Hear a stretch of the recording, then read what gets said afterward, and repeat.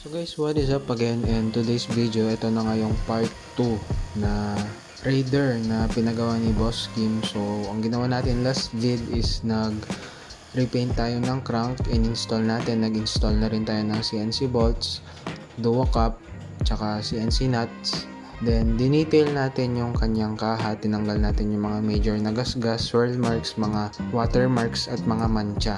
So sa vid na to, eto, mapapansin nyo naman, mag-engine detail na tayo. Actually baliktad guys, dapat nag-engine detail muna tayo bago sana natin ni-repaint yung crankcase, para maiwasan na rin natin ma-damage yung newly painted na crankcase natin, lalo sa mga chemicals na gagamitin natin. So mapapansin nyo guys, gumagamit tayo ngayon ng pressure washer na may sabon, yung car shampoo yung gamit natin dyan. Ni-spray natin sa mga part na madudumi, lalo dito sa may fins ng block, pati sa kanyang cylinder head, pati na rin dun sa ilalim ng makina, which is yun yung laging nadudumihan or prone sa dumi. So eto guys, gamit natin red speed na engine degreaser. Yan, may isa yan sa matapang, tsaka tong super speed na CVT cleaner.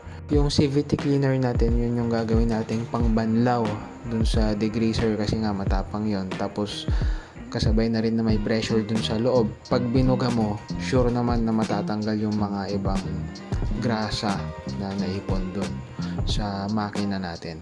So yan, since newly painted tong crankcase natin, ayan, dahan-dahan ko na lang siyang gagawin. So in-spray ko na nga itong red speed na engine degreaser natin dito sa kanyang block, sa may mga fins, lalo dun sa mga hindi masyadong maabot ng gagamitin nating brush. Then dahan-dahan ko siyang ini-spray. Iniiwasan natin tong crankcase hanggat maaari na malagyan itong degreaser na to.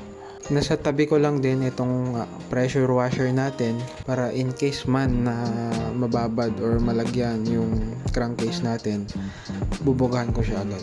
So binabad ko na nga yan, yung engine degreaser na ginamit natin for about a minute na rin. Then after natin mababad, ito, binugahan ko na siya ng CVT cleaner. So mapapansin natin natanggal yung mga mancha na mahirap tanggalin. So hindi lang yon, after nating mabanlawan ng CVT cleaner, ito, nagbuga na rin ako ng pressure washer na may halong car shampoo. Then after natin magbuga ng pressure washer, may natira pa ako ditong super speed na engine degreaser din, which is safe to sa mga painted parts. Kahit sa kaha, ibuga mo yan, hindi masisira yung paint nya. So ito, okay lang kahit malagyan tong ating crankcase. Naubusan kasi tayo ng stock nito guys, tong super speed na engine degreaser. Pero sobrang ganda gamitin na ito kasi effective siya, at the same time hindi siya ganun katapang sa mga painted na parts. Then buti na lang meron din tayo ditong detailing brush. So again, nag-spray ulit ako ng red speed na engine degreaser kasi ubos na rin yung super speed na engine degreaser natin. So in-applyan ko ulit tong kanyang block, yung mga sulok-sulok doon sa sa loob ng fins. Saka ko siya brinash ng dahan-dahan lang. Syempre alalay pa rin para hindi ma-damage yung newly painted na crankcase natin. Then ganyan lang guys yung ginagawa ko. Spray ako ng konting engine degreaser, then yun nga, babanlawan natin din para hindi siya masyadong ma-expose. Basta magigets nyo na yun, lalo sa mga gumagamit ng ganitong klase ng degreaser. So same din dito sa kabila, dito sa may clutch side. Yan lang guys, paulit-ulit ko lang siyang ginagawa. Then detailing brush, actually mas maganda pa sana kung madidetail natin tong makina na nakababa, so hiwalay siya sa chassis, pero ganito na lang din since kaya naman nating i-detail ng ganito lang. So ayan, dito naman tayo sa bandang likod ng makina, dito sa may kanyang breather. So tinakpan ko na rin pala yung carb ng supot or plastic, yan, para hindi siya mapasok ng tubig. Tapos tong kanyang tong kanyang hose sa oil cooler, ayan, nung nag-spray tayo ng super speed, I mean ng red speed na engine degreaser, medyo natanggal yung paint niya na color black. So ang ginawa ko, in-applyan ko na lahat ng yung kanyang hose sa oil cooler. In-applyan ko na lahat ng super speed, red speed na engine degreaser para pumantay na rin lahat. So yan na lang guys, time lapse na lang panoorin nyo. Tapos after neto natin mag engine detailing, time lapse na lang din sa pag-install ng kanyang leg shield.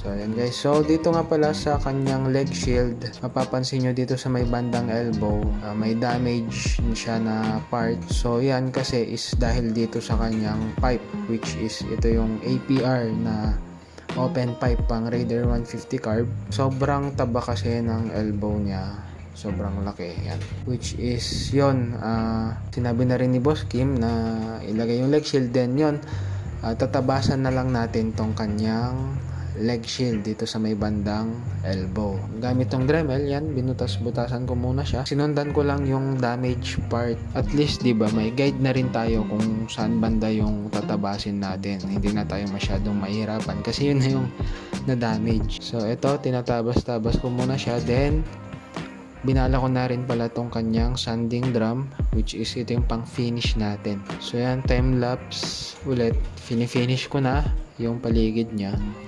Tapos after neto, ite-test fit muna natin. Tignan natin kung magdadagdag pa ba tayo or what. So yan, so unang test fit natin, yan siya. So kalasin ulit natin guys, bale magdadagdag tayo ng tabas kasi sa bandang taas niya is tatama pa rin yung elbow ng pipe, lalo na pang show to. Malay natin ba kung bombahin ng matagal, so tendency nun malapit yung kaha dito sa elbow, mabilis siyang uminit yung elbow, then yun, may chance na masunog yung plastic na fairings natin. Then yan, after ilang fittings, tinabas-tabas ko ulit. So ito na yung final na fit niya. So bale ito, time lapse na lang ulit sa pagkakabit netong leg shield dito sa Raider 150.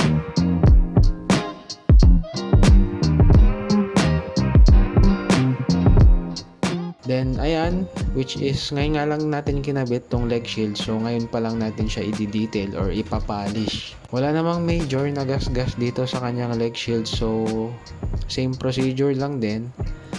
Polishing compound na lang yung i-apply natin. So bale ito guys, tinakpan ko na lang din yung crankcase ng tela para hindi tumalsik-talsik yung compound.